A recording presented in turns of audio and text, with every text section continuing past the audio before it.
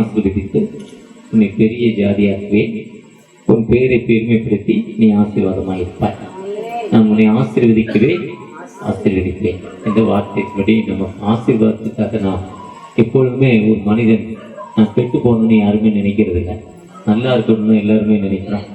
பொதுவாக தான் நான் நல்லா இருக்கணுங்கிறதான் எங்கள் அம்மா என்னை ஸ்கூலுக்கு அனுப்புனாங்க, படிக்க வச்சாங்க, நல்ல கொள்கைகள் சொல்லிக் கொடுத்தாங்க, இப்படிலாம் வாழணும்னு சொல்லி கொடுத்தாங்க. ஆனால் நீங்களும் பலர் ரோட்டில் கடை வச்சுருக்கீங்க, சின்ன சின்ன கடை வச்சுருக்கீங்க, எதுக்கு இந்த வெயிலில் உட்காந்து வியாபாரம் பண்ணுறீங்க? அது மூலம் ஒரு வருமானத்தை அந்த பிள்ளைகளை படிக்க வைக்கணும், பிள்ளைய நல்லா வாழ வைக்கணும், பிள்ளைய உயர வைக்கணும், நம்ம கஷ்டம் மாறணும், துன்பம் மாறணும். ஒரு 100 ரூபா போய் கடன் வாங்குறீங்க, எதுக்கு கடன்? ஒரு 1000 ரூபா கண்டல் வாங்குறீங்க. அது மூலமாக அந்த அன்னைக்கு தேவைகள் சந்திக்கப்பட்டு அன்னைக்கு ஒரு கொய்யாவோ ஒரு ஏதோ ஒரு ரோட்டில் கடை வச்சுக்கோங்க. எத்தனை பேர் ரோட்டில் கடை வச்சுருக்கீங்க? ரோட்டில் கடை வச்சுக்கோங்க, கடை வச்சு வியாபாரம் பண்ணுறவங்க எத்தனை பேர்? இன்னும் பெரியபாளையம் என்பது ஒரு டூரிஸ்ட் சென்டர் தான், நிறைய பேர் கடை வச்சு தான் வியாபாரம் பண்ணுறீங்க. ஒரு டூரிஸ்ட் சென்டர் ஒரு ஊர். ஏன்னா இந்த பகுதியில் கிட்டத்தட்ட 100-150 கிலோமீட்டருக்குள்ள மக்கள் வந்து ஒரு ஃப்ளோட்டிங் பீப்புள் வாழ்கிற, ஃப்ளோட்டிங் பீப்புள்னா வந்து போகிற மக்கள், அவர்களை நம்பி இருக்கிற நிறைய குடும்பங்கள் இருக்கு. இப்போ ஒரு சிலர் போய் இன்னொரு இடத்துல வேலை செய்கிறாங்க, ஒரு கடையில் வேலை செய்கிறாங்க. இதெல்லாம் நாம் ஆசீர்வாதமாக இருக்க வேண்டும், பிளெஸ்ஸிங்காக இருக்கணுங்கிறது தான் ஆண்டோடைய சித்தம். ஆண்டோடைய நம்முடைய சித்தமும் அதுக்கு தான் நம்ம போராடுறோம். ஒருவேளை நான் நேற்று பார்த்தீங்கன்னா, நேற்று காலையில் நான் 3:30 மணிக்கு எழுந்தேன். ஒரு ஃப்ளைட் டிக்கெட்டை விட்டுட்டோம், அவர் போடல் டிக்கெட் போட்டு விட்டுட்டார். திரும்ப 8-9 மணி 10:15 ஃப்ளைட்டில் போட்டார். 10:15 ஃப்ளைட்டு போய் ஒரு 600 கிலோமீட்டர் ட்ராவல் பண்ணி ஃப்ளைட்டில் அங்கே இறங்கி அங்கே இருக்க வேலைகளெல்லாம் முடித்து திரும்ப ஒரு ட்ரெயினை பிடிச்சி திரும்ப ஒரு 600 கிலோமீட்டர் சென்னைக்கு வந்து இன்னையுடைய வேலைகளெல்லாம் முடித்து இடையில ஒரு 1 ஹவர் வீட்டில் ரெஸ்ட் எடுத்துருக்கேன். ட்ரெயினில் தூங்கியிருக்கேன், ஒரு 7-8 மணி நேரம் ட்ரெயினில் தூங்கியிருக்கேன். தூக்கத்துக்கு அர்த்தம் இல்லை. வீட்டில் ஒரு 1 ஹவர் ரெஸ்ட் எடுத்து தொடர்ச்சி வரேன்னா எப்படியாவது வாழ்க்கையில் முன்னேறணும், பிளெஸ்ஸிங்காக இருக்கணுங்கிறது தான் நம்முடைய எண்ணம். நான் நல்லா இருக்கணும், என் பிள்ளைகள் நல்லா இருக்கணும், என்னை சுற்றி இருக்கிற நண்பர்கள் நல்லா இருக்கணும், என்னுடைய லைஃப் நல்லா இருக்கணுங்கிற ஒரு நோக்கம் தான். ஒருவேளை இன்னைக்கு என்னோடு வந்திருக்கிறான் அந்த தம்பி தங்க புஷ்பராஜ், பார்த்தீங்கன்னா ஒரு டீச்சர், ஒரு மனைவி ஒரு டீச்சர், 2 பிள்ளைகள். அவருடைய தங்கையோட திருமணம் அவர் தான் நடத்தணும், ஏன்னா அவங்க அப்பா இல்லை, அவர் தான் முன் நடத்தணும். வருகிற 10ஆம் தேதி திருமணம், அதை விட்டுட்டு வந்திருக்கிறார். திருமண கார்டு 1000 கார்டு கொடுக்கணும். எவ்வளவு கார்டு கொடுக்கறதான் பெரிய வேலை. கல்யாணத்திலே எனக்கு வந்து கொடுக்கல, டைமுக்கு கொடுக்கல, திரும்ப கூப்பிடலை, அப்படிலாம் ஒரு சிக்கல் இருக்கு. இப்படிலாம் அந்த அதெல்லாம் விட்டுட்டு வர்றாருன்னா எப்படியும் ஒரு பிளெஸ்ஸிங் நமக்கு கிடைக்காதா? ஆண்டவர் நம்மை ஆசீர்வதிக்க மாட்டாரா? இதுதான். இப்படி பிளெஸ்ஸிங்க்கு நம்ம என்ன செய்கிறோம்? ஒருவேளை காலையில் அருமையா ஒரு வார்த்தை வாசித்தேன் ஆண்டவர் எனக்கு தந்த காலையில. ரோமர் 8ஆம் அதிகாரம் 1ஆம் வசனத்தை ஆண்டவர் காட்டினார். நான் வாசம் பைபிளை திறந்து காலையில் ட்ரெயினை விட்டு இறங்கி வீட்டுக்கு வந்த உடனே அந்த பைபிளில் அந்த வசனத்தை வாசித்தேன். எனக்கு ரொம்ப வித்தியாசமா இருந்தது. இதுக்கு ரோமர் 8ஆம் அதிகாரம் 1ஆம் வசனத்தை வாசிங்க. ஆனபடியால் கிறிஸ்து இயேசுக்குட்பட்டவராய் இருந்து மாம்சத்தின்படி நடவாமல் ஆவியின்படியே நடக்கிறவர்களுக்கு ஆக்கினை தீர்ப்பில்லை. ஆனபடியாக கிறிஸ்து இயேசுவுக்கு உட்பட்டவர்களாக இருந்து மாம்சத்தின்படி நடவாமல் ஆவினால் நடக்கிறவர்களுக்கு என்ன இல்லை? ஆக்கினை தீர்ப்பில்லை. ரொம்ப வித்தியாசமான வார்த்தை. பல முறை வாசிருக்கேன், பல வருஷமும் வாசிருக்கேன். ஆனா இன்னைக்கு அதை வாசிக்கிறப்ப எனக்கு ரொம்ப வித்தியாசமா இருந்தது. அதை தொடர்ச்சியா அடுத்து அதுல வந்து 8-6 பார்த்தீங்கன்னா மாம்சத்தின் மரணம் இருக்கும். அதே மாதிரி ரோமர் 8:6-23 பாவத்தின் சம்பளம் மரணம் இருக்கும். ரோமர் 8ஆம் அதிகாரம். அது ரோம திருச்சபைக்கு மக்கள் ஆண்டவர் சொல்றாரு, ஆனபடியா மாம்சத்தின் இச்சைப்படி நீங்க நடக்கக்கூடாது, ஆவியின்படி நடக்கணும். ஆண்டவர் நமக்கு என்ன சொல்லியிருக்கிறாரோ அதன்படி நடக்கணும்னு சொல்லப்பட்டிருக்கு. நம்ம பாஸ்ட் மாதிரி பெரிய பாஸ்ட் சாம்சன் ஐயா, இதே மாதிரி ஒரு பாஸ்ட். இவன் பெரியவன் சின்னவன். பெரியவன் ஒரு நாள் ரோடுக்கு போனான், ஒரு பறவை வாங்கிட்டு வந்தான். பறவை கூண்டு 2 வாங்கிட்டு வந்தான். அதில் பறவைகள் இருந்தது, அதாவது லவ் பேர்ட்ஸ் இருந்தது, கிளி இருந்துச்சு, இப்படி பறவைகள்லாம் இருந்தது. அவன் கொண்டு வந்தான். என்னடா பண்ண போறேன்னு கேட்டாரு. அவன் சொன்னான், அது ஒன்றும் பண்ணலைங்க, அதை வீட்டுக்கு கொண்டு வர போறேன், கொஞ்சம் தீனி போடுவேன், அதுக்கு உணவு போடுவேன், உணவு போட்டு ஒரு நாள் கழித்து ரெக்கைகளெல்லாம் பிச்சு அதை துன்பப்படுத்துவேன். முதல்ல அதுக்கு உணவு கொடுக்குறேன். பறந்து இருக்கும் ஒரு பறவையை கூட்டில் அடைக்கிறதே ஒரு பாவம். கூட்டில் அடைச்ச பிறகு அதனுடைய இறைகளெல்லாம் பிடுங்கி போட்டு ஒரு நாள் பூனைக்கு அதை இறையா கொடுத்துருவேன்னு சொன்னார். அதே மாதிரிதான் உலக பிரகாரமான அந்த சாத்தா நம்மளை பயமுறுத்திக்கிறான். என்னன்னா கஷ்டம். என்ன கஷ்டம்னா மனைவி இறந்துட்டாங்க, மனைவி இறந்த பிறகு கும்பிட்டு நெஞ்ச புகை விட்டு தான் ஆத்தணுங்கிற மாதிரி ஒரு சிகரெட் குடி, கொஞ்சம் குடிச்சிக்கோ, தண்ணி அடி, கொஞ்சம் சாராயத்தை குடிக்கிறப்போ உனக்கு கொஞ்சம் ஒரு மன அமைதி கிடைக்கும்னு சொல்லி கொடுக்குறான். ஆனால் சாராயத்தை கொஞ்சம் குடிச்ச ஒரு சின்ன வயசுல மனைவி இறந்து போனாங்க. மனைவி இறந்து போன பிறகு அந்த மனிதனுக்கு ஒருத்தர் நண்பர் சொல்லி கொடுத்தார். ஏன்னா நான் சின்ன சின்ன பிள்ளைகள் அதை விட்டுட்டு அந்த அம்மா இறந்து போச்சு, அந்த தம்பிக்கு எந்த கெட்ட பழக்கம் கிடையாது. திடீர்னு அந்த அம்மா இறந்துருச்சு. இறந்த உடனே ஒருத்தர் கொஞ்சம் ஒயின் கொடுத்தாரு.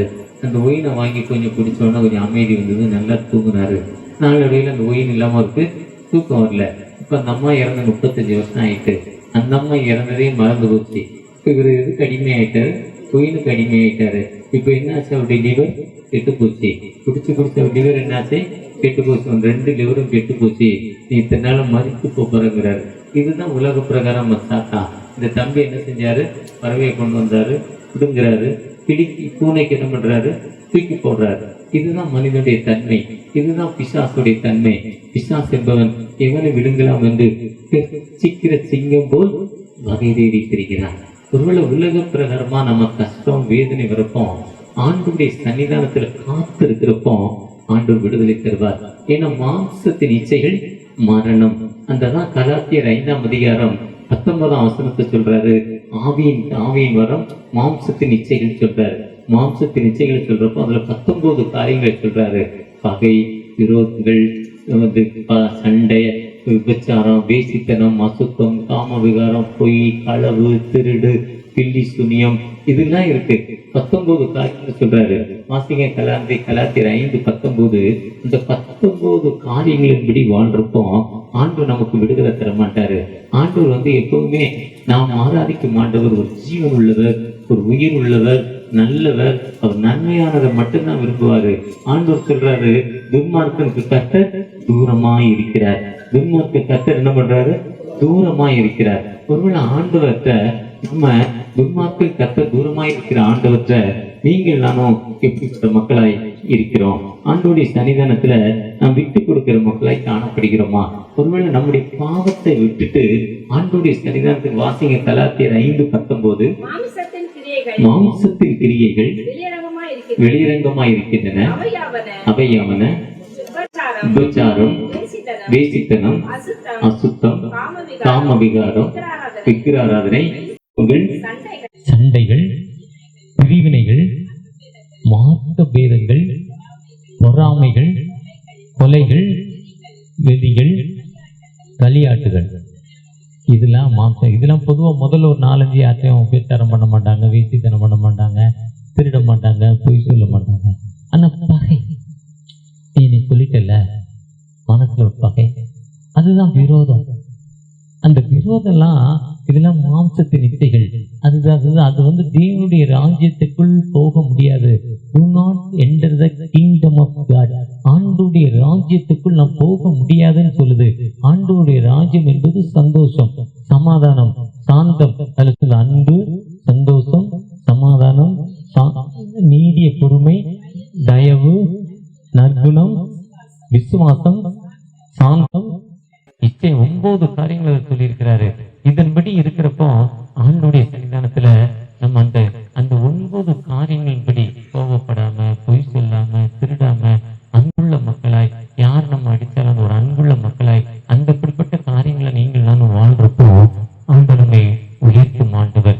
அதுதான் அந்த மாம்சத்தின் கிரியைகளை சொல்றப்போ மத்தேயு 15ஆம் அதிகாரம் 18ஆம் வசனத்துல என்ன சொல்றாரு, வாயிலிருந்து தூஷணமான வார்த்தைகள் வருது, கெட்ட வார்த்தைகள் வருது, பிறரை திட்டுறோம். அப்படி திட்டுறப்பவும் தேவ தீட்டுன்னு சொல்றாரு. அது தீட்டுன்னு சொல்றாரு. கொலோசியர் 3ஆம் அதிகாரத்துல சொல்றப்போ அது தேவ கோபம்னு சொல்றாரு. நம்ம இப்படிப்பட்ட காரியங்களை விட்டுட்டு ஆண்டவர்கிட்ட நம்பிக்கையோடு நம்ம விட்டு கொடுக்கிற ஒரு மக்களாய் சன்னிதானத்துல காத்திருக்கிறப்போ ஆண்டவர் எல்லா நிலையிலும் உயர்த்தும் ஆண்டவர். ஒரு கணவன் மனைவிக்கு ராத்திரி 2 பேரும் லவ் பண்ணி கல்யாணம் பண்ணாங்க. ஒரு நாள் கழிச்சு 2 பேருக்கும் சண்டை வந்துருச்சு. ஒரு நாள் ராத்திரி 2 பேரும் ரொம்ப சண்டை. வேலைக்கு போயிட்டு வந்தது ஒரு கல்யாணம் பண்ணி 2-3 வருஷம் கழிச்சு வேலைக்கு போயிட்டு வந்தாரு. பைக்கில் இறங்கினாரு. இறங்கிலேருந்து அந்த அம்மா அவர் கூட சண்டை போட்டுக்கிட்டே இருந்தது. அவரும் பதில் பேசிக்கிட்டே இருந்தார். 2 பேரும் ரொம்ப சண்டை போட்டுக்கிட்டே இருந்தாங்க. இரவெல்லாம் தூங்கலை. 2 பேருக்கும் ஒருத்தர்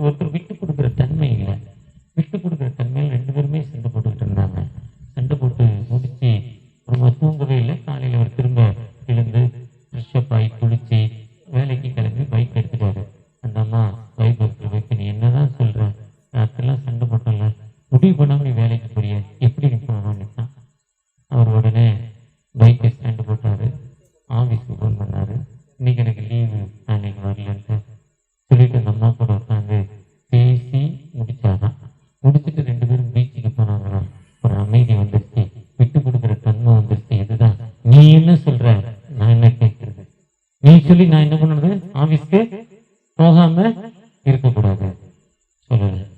விட்டு கொடுக்கணும். இந்த விட்டு கொடுக்கறத அன்பு. ஆண்டோடைய சன்னிதானத்தில் கேட்கிறப்போ நம்ம எப்பவுமே விட்டு கொடுக்குறப்போ ஆண்டவர் எல்லா நிலையிலும் நம்மை உயர்த்த மாட்டார். அந்த ஆபிரகாம் ஆசீர்வாதமாக இருந்ததுக்கு காரணம் என்னன்னா, லூத்து வந்து அவங்க அண்ணன் மகன். லூத்து அவரும் ஒன்றா வர்றாங்க. 2 பேரும் ஒன்றா வந்து அவங்களுடைய வேலையை செய்கிறாங்க. ஒரே குடும்பமாக இருக்காங்க. இதில் ஆபிரகாமுக்கு நிறைய வேலைக்காரங்க, லூத்துக்கு நிறைய வேலைக்காரங்க. 2 பேருடைய வேலை ஆடு மாடு மேய்க்கிறது. ஆடு மேய்ச்சி ஆடில் விற்று சம்பாதிக்கிற பணம் 2 பேருக்கும். அதில் 2 வேலைக்காரங்களுக்கும் சண்டை வந்துருச்சான். 2 வேலைக்காரங்களுக்கும் சண்டை வந்தோடனே லூத்து வேலைக்காரங்களுக்கும் ஆபிரகாமையோட வேலைக்காரங்களுக்கும் சண்டை வந்துருச்சான். உடனே ஆபிரகாமையை கூப்பிட்டாரு, லூத்தை கூப்பிட்டு, இப்பா நீ நானும் சகோதரர்கள், என்னுடைய சகோதரர்கள் தான், நம்ம சண்டை போடக்கூடாது. நம்ம கூட இருக்க வேலைக்காரன் சண்டை போடுறோம், அதனால நம்ம ஒன்றா இருக்கிறது நல்லது இல்லை. நீ நானும் என்ன பண்ணணும், விட்டு கொடுக்கணுமான்னு சொன்னாங்க. விட்டு கொடுத்து 2 பேரும், நீ ஒரு இடத்துக்கு போ, நான் ஒரு இடத்துக்கு போகிறேன். நீ இங்கே கடை வச்சிருக்க, நான் அங்கே கடை வச்சுக்கிறேன். நீ உனக்கு எங்கே கடை வச்சுக்கிறே விட்டு, நான் அடுத்த வேலையை பார்க்குறேன். நான் ஆடு மேய்க்கிறேன், நீ ஆடு மேய்க்கிற நேரம். லூத்து கண்ணேறிட்டு பார்த்தபோது சோதம் குமாரத்தில் ஆடு மேய்ச்சான். அங்கே நிறைய புல் இருந்துச்சு, ஆடுக்கு வசதியான இடம் இருந்தது. நான் அந்த ஊருக்கு போறேன்னாரா, தூத்தும் போயிட்டு அவன் இஷ்டம். அவன் போன பிறகு ஒரு மேய்ச்சாரா. ஆனால் அவர் நல்ல இடம் எதை நினைச்சிட்டு போனாரோ அது விபச்சாரமும் வேசித்தனமும் அசுத்தமும் காம விகாரம் நிறைந்த இடம் சொல்றாரு. ஒருவேளை அந்த இடத்துல போன பிறகு அவருடைய வாழ்வே பரிதாபமான வாழ்வு. ஆண்டவர் மக்கள் அக்கிரமம் செய்யறாங்க. ஆண்டவர் அந்த மக்களை அழிக்கணும்னு நினைக்கிறாரு. அழிக்கணும்னு நினைக்கிறப்போ அப்போ அவர் என்ன சொல்றாரு, ஆபிரகாமை கூப்பிட்டு, சகோதரனாக நீ அன்பை அனுப்பிட்ட, நீ அவனை அழிக்க, அவனை வந்து அவன் இருக்கிற இடம் பட்டணம் நல்லல, அந்த மக்களுக்கு நான் அழிக்க. ஒருவேளை சுனாமிங்கிற ஒரு அழிவு வந்துச்சு, வெள்ளம் தானே புயல் வந்துச்சு. கடந்த நாட்களில் ஒரு வெள்ளம் வந்துச்சு. திடீர்னு ஏதோ ஒரு தகராறு இருந்துச்சு. கடந்த நாட்களில் நம்ம கொரோனாங்கிற ஒரு வியாதி வந்துச்சு. ஒரு 100 வருஷத்துக்கு முன்னால காலராங்கிற ஒரு வியாதி வந்துச்சு. மக்களுடைய பாவங்கள் பார்க்கிறப்ப ஆண்டவர், அதுதான் அந்த லூத்து அந்த பாபில் கோபுரத்தை அடித்தார். ஆதியம் 11ஆம் அதிகாரத்துல பாபில் கோபுரம், அந்த மக்களுடைய அக்கிரமம் பெருசாயிடுச்சு. அதுக்கு முன்னால ஆதியாகமம் 6ஆம் அதிகாரத்துல நோவா காலத்துல பெரிய மழை 40 நாட்கள் பெய்யுது. மக்கள் எல்லாம் அழிஞ்சு போறாங்க. நோவா மட்டும் காப்பாத்துறாரு. ஆதியாகமம் 6:8 இந்த மக்கள் எனக்கு இருதய நோவு, அவங்க ரொம்ப மோசமா இருக்காங்கன்னு ஆதியாகமம் 6:6 சொல்றாரு. 6:8 நோவாக்கு கர்த்தருடைய கண்களில் கிருபை கிடைக்குதுன்னு சொல்லி அவனை ஆசீர்வதிக்கிறார். அந்த தண்ணியிலிருந்து காப்பாத்துறாரு. அதே போல மீண்டும் அந்த மக்கள் தவறு செய்யறாங்க. அந்த நோவாவுடைய சந்ததி தவறு செய்யறப்போ நம்ம ஆண்டவர் மழையினால் நம்மளை அழிச்சிருவான்னு பெரிய கோபுரம் கட்டுறாரு. அந்த கோபுரத்தை அழிச்சு போட்டார். ஆண்டவர் அழிச்சு போட்டு அவங்களை பிரிஞ்சு போக பண்றாரு. அப்பதான் பாசைகள் ஜாதிகள் எல்லாம் பிரியுது. அதே ஆண்டவர் இந்த சோதம் குமாரப்பட்டத்தை அழிக்க வர்றாரு. அழிக்க வரட்டும், அது அப்படித்தான் நடக்கு. ஒருவேளை ஆபிரகாம் கூப்பிட்டு சொல்றப்பா, இந்த ஊரை நான் அழிக்க போறேன் சொல்றேன். ஐயா வேண்டாம், ஐயா அழிக்காதீங்க. அந்த ஊர்ல 1,00,000 பேர் இருக்காங்க. 100 நீதிமான் அடிக்காம இருக்கணும். 50 நீதிமான், 40 நீதிமான், 30 நீதிமான், 10 நீதிமான் இல்லப்பா நான் அழிக்கலங்கிற. அப்புறம் என்னுடைய அண்ணன் பையன் மட்டும் அவனை கழிக்காதீங்க. உன்னை தூதர்கள் அனுப்பி அவனை காப்பாற்றணும்னு நினைக்கிறாரு. அவன் மனைவி தப்பு செய்யறா. ஆண்டோடைய வார்த்தையை திரும்பி பார்க்காம நீ போய்கிட்டே இருக்கிறாரு. அந்த அம்மா திரும்பி பார்க்கறப்போ அது உப்பு தூண் ஆயிடுது. இன்னைக்கு அந்த உப்பு தூண் அந்த இடத்துல இருக்கு. ஆண்டவர் பொட்டாசியத்தை மேல இருந்து போடுறாரு, அக்னி போடுறாரு, பொட்டாசியத்தை மேல இருந்து போடுறாரு. பொட்டாசியம் அக்னி மேல இருந்து போடுறப்போ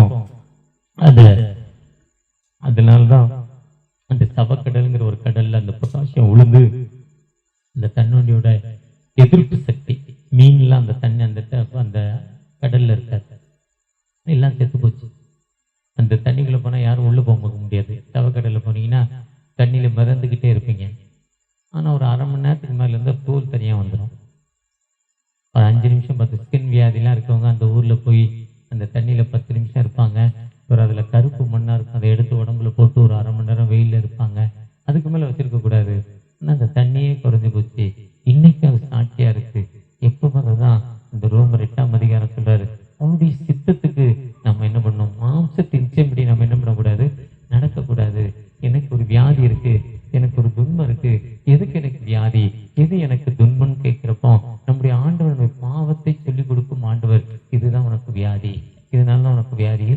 எனக்கு இந்த வியாதி, எதுக்கு எனக்கு ஸ்டோன் இருக்கு, எதுக்கு எனக்கு தலைவலி இருக்கு, எதுக்கு என் கண்ணில் இப்படிப்பட்ட பிரச்சனைகள் இருக்கு, என் குடும்பத்திலேயே அமைதி இல்லை, நானும் என் கணவருக்கும் விட்டு கொடுக்குற தன்மையிலேயே, எங்க அப்பா நிறைய நகை போட்டு தானே நான் கல்யாணம் பண்ணாங்க, எனக்கு ஏன் விட்டு கொடுக்குற தன்மை இல்லைன்னு ஆண்டவர்கிட்ட கேட்கிறப்போ ஆண்டவர் அதை சொல்லிக் கொடுக்கும். ஆண்டவர் உண்ட இந்த தகராறு இருக்கு.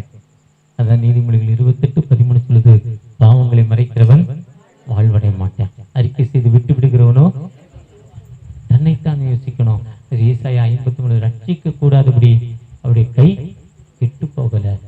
ஏசாயா 56 சொல்ற, துன்மார்க்கன் தன் துன்மார்க்கத்தையும் அக்கிரமக்காரர் தன் நினைவுகளை விட்டு கர்த்தரிடத்தில் திரும்புங்கள், கர்த்தரிடத்தில் திரும்புங்கள், கர்த்தரிடத்தில் திரும்புங்கள் என்று மறுபடியும் உங்களுக்கு சொல்லுகிறேன் என்று சொல்லுகிறார்.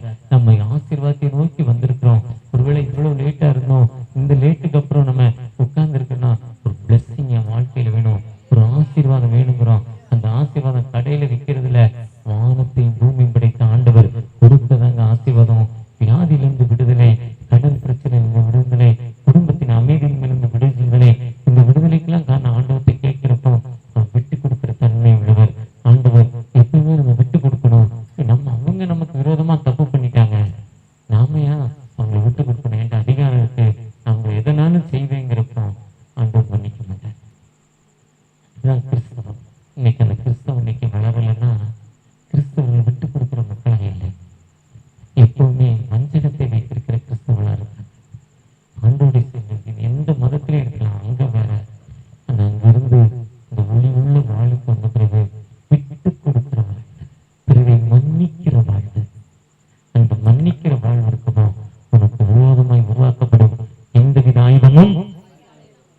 நான் ஒரு கல்லூரியில செக்ரட்டரியா இருக்கிறேன், ஒரு பெரிய கல்லூரி. ரெண்டு குரூப்பும் விட்டு கொடுக்காத ஒரு குரூப், 2 பேரும் அருவா வச்சிருப்பான்.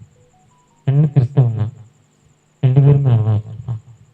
எனக்கு விரோதமா என் குரூப் ரொம்ப பண்ணாங்க. ஆனா நான் என்ன யாருமே பழி வாங்குறதில்லை, யாரா இருந்தாலும் பழி வாங்குறதில்லை. கூடுமானவரை உங்களை மன்னித்து வீலை மறுவாழ்வு கொடுக்கணும்னு தான் நினைக்கிறேன். அதனால என்ன நடந்ததுன்னா என்னுடைய கை தான் வாங்கியிருக்கு.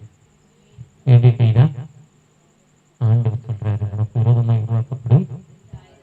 அதுதான் உபாகம் 28ஆம் அதிகாரத்துல சொல்றாரு, நான் உனக்கு இன்று விதிக்கிற கட்டளையை நீ கருத்தாய் கை கொள்வாயானால் உலகத்துள்ள சகல ஜாதிகளிலும் உன்னை மேன்மையாக வைப்பேன் சொல்றார் ஆண்டவர். நம்ம ஆண்டவருடைய சத்தத்துக்கு எப்பவுமே கீழ்ப்படிந்து போறப்போ ஆண்டவர் எல்லா நிலையிலும் என்ன பண்ணுவார், நம்மளை உயர்த்தும் ஒரு ஆண்டவர். எல்லா நிலையிலும் நம்மோடு கடந்து வந்த ஆண்டவர். ஒருவேளை நம்ம மன்னிக்கிற மக்களை forgiveness, பிசாசானவன் இவனை விழுங்கலாம் என்று சிரிக்கிற சிங்கம் போல் வகையிலேயே திரிகிறான்.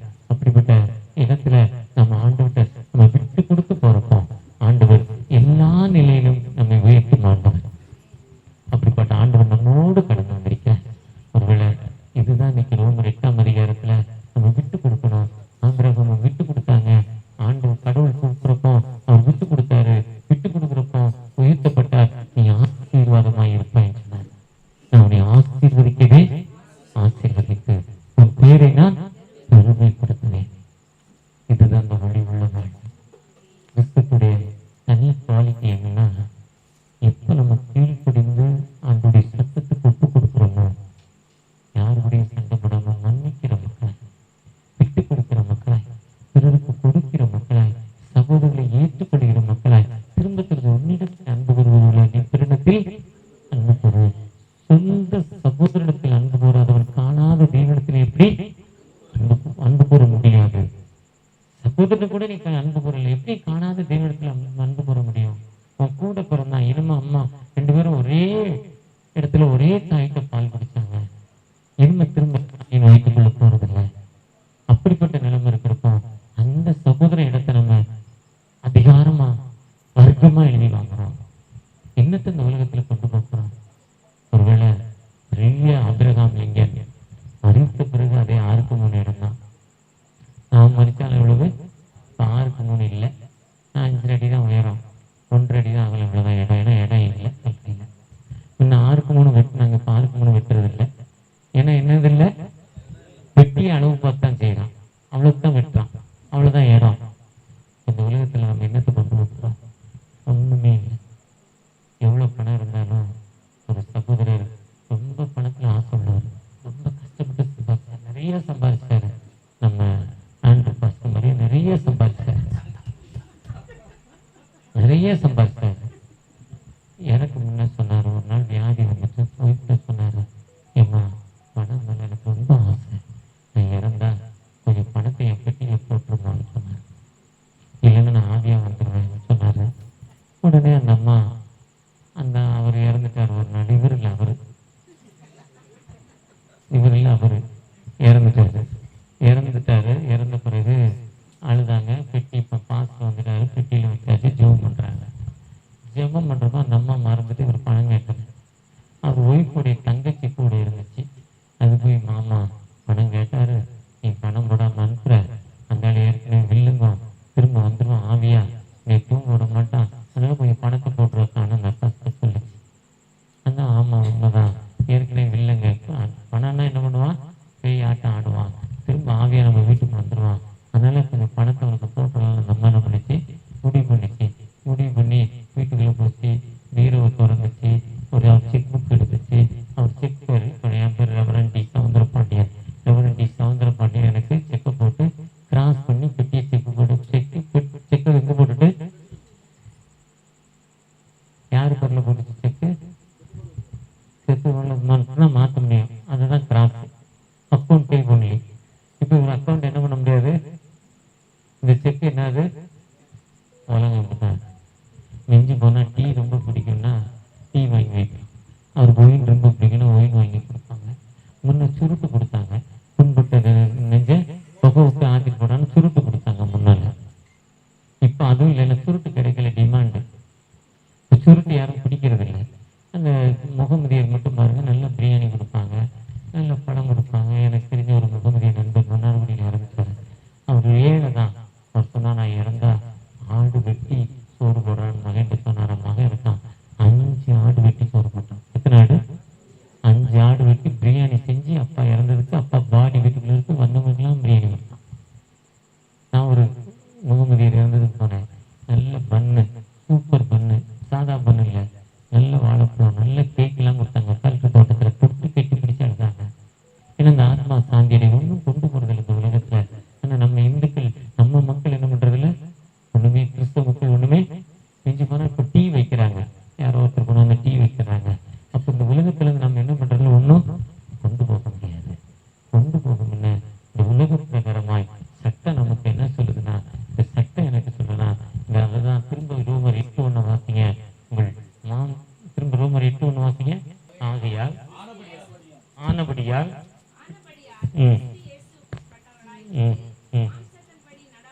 மாம்சத்தின்படி நடவாமல் ஆவியின்படி நடக்கிறவங்களுக்கு ஆக்கினை. ஆனபடியால் கிறிஸ்து இயேசுவுக்குள் உட்பட்டவர்களாய் மாம்சத்தின்படி, மாம்சத்தின் இச்சைகள் கலாத்தியர் 5:19, மத்தேயு 15:18, கொலோசியர் 3ஆம் அதிகாரம், இதெல்லாம் மாம்சத்தின் இச்சைகள் சொல்லப்பட்டிருக்கு. துர்க்குணங்களை விட்டு ரோமர் 13:14, எசேக்கியேல் 18:32, மனம் திரும்புங்கள். என்ன மனதுன்னா, உன் துர்க்குணத்தை விட்டு மனது. அப்போஸ்தலர் சொல்றார், அப்போஸ்தலர் 22 இதுலேயே சொல்றார், உன் துர்க்குணத்தை விட்டு கட்டடத்தில் திரும்புங்கிறாரு. பவுலடிகள் சொல்றாங்க, இந்த துர்க்குணங்களை நம்ம விட்டுட்டு ஆண்டவருடைய சன்னிதானத்துல நம்ம விட்டு கொடுக்குறப்போ ஆண்டவர் எல்லா நிலையிலும் நம்மை உயர்த்துமா. ஒருவேளை நீங்க எல்லாரும் எப்படிப்பட்ட மக்களாக இருக்கிறோம்? இந்த செவ்வாய்க்கிழமை கூடுகையில ஒரு சுகமொழிக்கும் ஆராதனையில ஒரு ஆசீர்வாதத்தை தேடி வந்திருக்கிறோம். இந்த ஆசீர்வாதம் என்பது எப்ப நம்ம நினைச்சு ஜெபிக்கிறோமோ, தகப்பனே எனக்கு என்ன காரணம், எனக்கு ஏன் கடன் பிரச்சனை, எனக்கு ஏன் விடுதலை இல்லை, எனக்கு ஏன் வாழ்வு இல்லை, நீங்க நினைச்சு உங்களை நினைக்கணும். அதுதான் சங்கீதம் 19:12 சொல்லுது, தன் பிள்ளைகளை உணர்வுங்க தன்னை நினைக்கணும். தன்னை நினைச்சு நீங்க ஒப்பு கொடுத்து பாருங்க, துக்க நாட்கள் முடிந்து போச்சு சொல்றேன். நான் நீச்சு முதல்வரை ஆசீர்வதிப்பேன் சொல்றேன். உங்களுடைய கலங்காது இருக்கிறாங்க, நானே வழியும் சத்தியமும் ஜீவனும் என்று சொல்லுகிறார். என்னை எல்லாம் என் நாமத்தினால் எவைகளை கேட்டாலும் அவைகளை தருகிறேன் என்று சொல்றார். நானே உயிர்த்தெழுதலும் ஜீவனுமாய் இருக்கிறேன் யோவான் 11 சொல்றாரு. என் நாமத்தினால் நீங்க கேளுங்கள், நான் உங்களுக்கு தர்றேங்கிறாரு. எப்ப கேட்டார்னா தன்னை நினைத்து அன்புடைய சன்னிதானத்துல பிடிக்கணும். எவருங்கிற ஒரு மனிதர் தன் வேலைக்காரனுக்கு விடுதலை கேட்டார். என்னுடைய மகனுக்கு விடுதலை கொடுக்கணும். மார்க் 5ஆம் அதிகாரத்துல தாழ்த்தி இயேசுவின் பாதத்தில் விழுந்து கேட்கிறார். லூக்கா 7ஆம் அதிகாரத்துல 160 தன் மகனுக்கு வேலைக்காரனுக்கு விடுதலை கேட்கிறார். நீங்க என் வீட்டுக்கு வாங்க, என் வேலைக்காரனுக்கு விடுதலை கிடைக்க வராது. இயேசு கிறிஸ்து உள்ள ஒருவனை சொல்றாரு, நீங்க பெரிய ஆளு மகா, என் வீட்டுக்குள்ள வர நான் பாக்குறேன், நான் பரிசுத்தப்பா, ஒரு வார்த்தை சொல்லுங்க பார்க்கிறார். இந்த மார்க் 5ஆம் அதிகாரத்துல 12 வருடம் உதிரவர்கள் இயேசுவை போய் விசுவாசத்தோடு சொல்றாங்க. சொல்றப்போ அந்த அம்மாவுக்கு விடுதலை கிடைக்குது. மார்க் 10ஆம் அதிகாரத்துல நந்தினியுமேங்கிற ஒரு குருடன் தாவீதுக்குமானே எனக்கு இறங்கும் என்று அழைத்த பொழுது ஒரு விடுதலை கொடுக்கும் ஒரு ஜீவன் ஆண்டவர் நம்மோடு கடந்து வந்திருக்கார். இப்ப கூட தகப்பனே எனக்கு ஒரு விடுதலை கொடுங்க, என்னை ஆசீர்வதிங்க, என்னை தாழ்த்தி ஒப்பு கொடுக்குறப்பா, உங்க சத்தத்துக்கு கீழ்ப்படுகிறீங்க. நீங்க எப்படிலாம் ஒப்பு கொடுக்குறீங்களோ ஒப்பு கொடுக்குறப்போ நிச்சயமாக ஒரு விடுதலை கொடுக்கும் ஒரு உயிருள்ள ஆண்டவர் நம்மோடு கடந்து வந்திருக்கிறார். நம்மை ஆசீர்வதிக்கிற ஆண்டவர் நம்மோடு கடந்து வந்திருக்கிறார். கடந்த நாள்ல எனக்கு இந்த பிரச்சனைகள் வர்றப்போ நான் சொன்னேன், போன வாரத்தில் ஸ்டார்ட் ஆச்சு. அப்போ ஒரு நாள் தலைக்கு மேல வெள்ளம் வந்துகிட்டு இருக்கு. இந்த வாரத்துல இந்த மாதத்துல இந்த ஏப்ரல் மாதம் 1ஆம் தேதி நான் என்னுடைய பிரசங்க என்னன்னா சங்கீதம் 69:1 தேவனே வெள்ளங்கள் கழுத்து மட்டும் வந்துருச்சு, வெள்ளங்கள் என்னை கழுத்து மட்டும் வந்து. காலையில 5 மணிக்கு ஒரு மெசேஜ் கேட்கிறேன். இவ்வளவு கஷ்டம் வந்தோடனே இந்த மாசம் இப்படி ஒரு கஷ்டம் எனக்கு தீர்க்க முடியாத கஷ்டம் வந்திருக்குப்பா, நான் என்ன செய்யறதுன்னு கேட்டேன். அப்போ என் டைரியை திருப்பி 1ஆம் தேதி என்ன பிரசங்கம் பண்ணுன்னு பார்த்தேன். சங்கீதம் 69:1 வாசிங்க. தேவனே என்னை ரட்சியும். எங்க வந்துருச்சு? இது என் ஆத்துமா பெருக வந்துருச்சு. சொல்லுங்க, நிற்க நிலை இல்லை. அதான சொல்லுங்க, எனக்கு நிற்க முடியல. அதான் அந்த 1ஆம் தேதி மெசேஜ். அதே சாயங்காலம் ஒரு சர்ச்சில் ஒரு பிளெஸிங், ஒரு ஆசீர்வாத கூட்டம் பெண்டிகாய் சர்ச்சில் பேசினேன். அவங்க போட்ட தலைப்பு சங்கீதம் 91:14. சங்கீதம் 91:14. அவன் என்னிடத்தில் வாஞ்சியா இருக்கிறப்ப, வாஞ்சனை எனக்கு என்னன்னே புரியல. அப்ப திருவள்ளியம் பைபிளை திருப்பினேன், இங்கிலீஷ் பைபிள் திருப்பினேன். லவ், அவன் என்னிடத்தில் அன்பு கூர்ந்து என்ன சொல்றாரு? நான் ரொம்ப அவசரமா போனோம். காலையில 3:30 மணிக்கு எழுந்திருக்கணும். ஆனா முதல் நாள் ஒரு வில்லேஜ் மினிஸ்ட்ரிக்கு போயிட்டு ராத்திரி 12 மணிக்கு தான் வர்றேன். அங்க போனா 12:30 மணி சர்வசாதாரணம் ஆயிடும், எனக்கு தெரியும். ஆனா சொல்றேன், இப்போ உங்க வேலையை செஞ்சுட்டு போறேன், எனக்கு வெற்றி வாழ்க்கை தாங்கல, எனக்கு வெற்றியின் வாழ்க்கை தாங்க. உங்க வேலை, உங்க பணியை அந்த மக்களுக்கு காசு சொல்லிட்டு போறேன். சென்னையில இருந்து 70 கிலோமீட்டர் 80 கிலோமீட்டர் தள்ளி போய் காசு சொல்லிட்டு 3 கிராமங்கள், பின்தங்கின கிராமங்களுக்குள்ள போய் காசு சொல்லிட்டு காலையில் எழுந்து போறேன். ஆனா எனக்கு ஆண்டவர் வெற்றியை தந்தார். எப்பவுமே நம்ம அவற்றை வாஞ்சையா இருக்கிறப்பையா, திருவிழாக்கு அன்பு கூர்ந்தபடியா, லவ், இங்கிலீஷ்ல லவ், அன்பு கூர்ந்தபடியா, நீங்க அன்பு கூர்ந்து கேட்கிறப்ப எனக்கு ஒரு பெரிய வெற்றியை எனக்கு தந்திருக்கிறார். ஒரு மன உளைச்சலை தந்திருக்கிறார். மன உளைச்சலிருந்து ஒரு அமைதியை என்று கொடுத்திருக்கிறார். அந்த ஆண்டவர் உயிருள்ளவர், அவர் ஜீவிக்கிறார். அவர் சொல்ல ஆகும் ஒரு கட்டளையிட அவர் சொன்னது எப்பவுமே இன்னும் மாறாது. ஏன்னா எனக்கு இன்னைக்கு இந்த வருஷத்துல எனக்கு கொடுக்கப்பட்ட வாக்குத்தத்தம் என்ன தெரியுமா? பயப்படாதே, உன்னோடு இருந்து உன் சந்ததியை பெருக பண்ணுவேன். ஆதியாகமம் 26:24. ஈசாக்கிட்ட பேசுறார். ஈசாக்கு விரோதமா பேராக வர்றான், மெலிஸ்தர் வர்றான், எகுப்பத்து வர்றான், இன்னொருத்தன் வருவான். இவங்கெல்லாம் கிணத்தை பிடிக்கிடுவான், பிடிங்க வரைக்கும் விட்டுருவாங்க. அவர் கிணறு விட்டுவாரு, தண்ணி வரும். ரெகுபோத்து எங்க கிணறா, எங்க ஊர்றா ஓடுறான்றான். அதுக்கப்புறம் பேராக்கு இல்லை பெலிஸ்தத்தை விரட்டி விட்டுதான். அப்புறம் சித்தன்னா விரட்டி விட்டுதான். ஈசாக்கு போய் கஷ்டத்தோட வீட்டில் படுத்துருப்பார். ஜெபம் கூட பண்ணல, படுத்திருப்பார். கஷ்டத்தோட படுத்தாருன்னு பைபிள் சொல்லல. படுத்திருக்கிற மனுஷனை எழுப்பி, do not afraid, I am with you, I develop increase to your ஒரு சந்ததியை நான் பெருக பண்ணுவேன். அதையும் சொல்லி ஜெபம் பண்ணேன்.